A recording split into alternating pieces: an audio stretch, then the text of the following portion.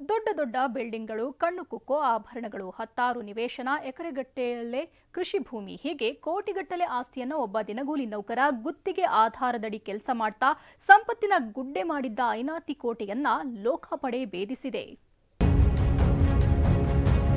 100 ಕೋಟಿ ಕುಳ, ಬೇನಾಮಿ ಆಸ್ತಿನೇ ಜೀವಾಳ.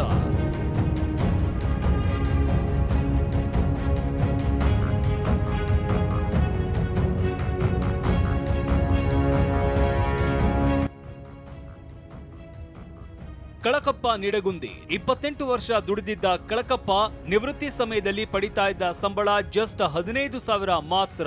ಕರ್ನಾಟಕ ಗ್ರಾಮೀಣ ಮೂಲಸೌಕರ್ಯ ಅಭಿವೃದ್ಧಿ ನಿಯಮಿತದ ಕೊಪ್ಪಳ ಕಚೇರಿಯಲ್ಲಿ ಗುತ್ತಿಗೆ ಆಧಾರದಲ್ಲಿ ಸಹಾಯಕನಾಗಿದ್ದ ಈ ಕಳಕಪ್ಪನ ಮೇಲೆ ಲೋಕಾಯುಕ್ತ ದಾಳಿ ನಡೆದಿತ್ತು. ಈ ವೇಳೆ ಮಾಸಿಕ 15,000 ರೂಪಾಯಿ ಸಂಬಳ ಪಡಿತಾ ಇದ್ದವನ ಸಂಪತ್ತು ನೋಡಿ ಅಧಿಕಾರಿಗಳೇ ಶಾಕ್ ಆಗಿದ್ದಾರೆ.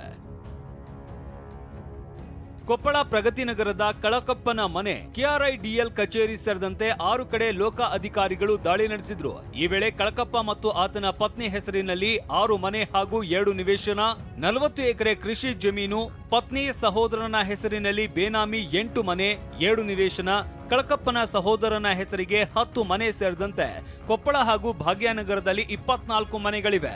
350 ಗ್ರಾಂ ಬಂಗಾರದ ಆಭರಣ, 1.5 kg ಬೆಳ್ಳಿ, 2 ಬೈಕ್ ಹಾಗೂ 2 ಕಾರ್ ಕಳಕಪ್ಪನ ಬಳಿ ಪತ್ತೆಯಾಗಿವೆ.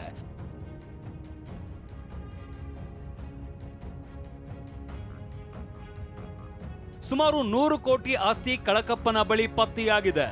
ಇದಾದ ಬಳಿಕ KRIDL ಕಚೇರಿಯಲ್ಲಿ 48 ಗಂಟೆಗಳ ಕಾಲ ಅಧಿಕಾರಿಗಳು ಪರಿಶೀಲಿಸಿ 50,000 ಪುಟದಷ್ಟು ದಾಖಲೆ ಸೀಸ್ ಮಾಡಿದ್ದಾರೆ. KRIDL ಅಧಿಕಾರಿ ಅನಿಲ್ ಕುಮಾರ್ನನ್ನ ಇವತ್ತು ವಿಚಾರಣೆಗೆ ಒಳಪಡಿಸಲಾಗಿತ್ತು.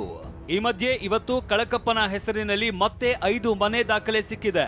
ಈಗ ಕಳಕಪ್ಪ ತಲೆಮರೆಸಿಕೊಂಡಿದ್ದಾನೆ. ಪ್ರಮುಖ ಆರೋಪಿ ಚಿಂಚೋಳಿಕರ್ ಮೊಬೈಲ್ ಸ್ವಿಚ್ ಆಫ್ ಆಗಿದೆ. ಶಿವಕುಮಾರ್ ಪತ್ತಾರ್, TV9 ಕೊಪ್ಪಳ.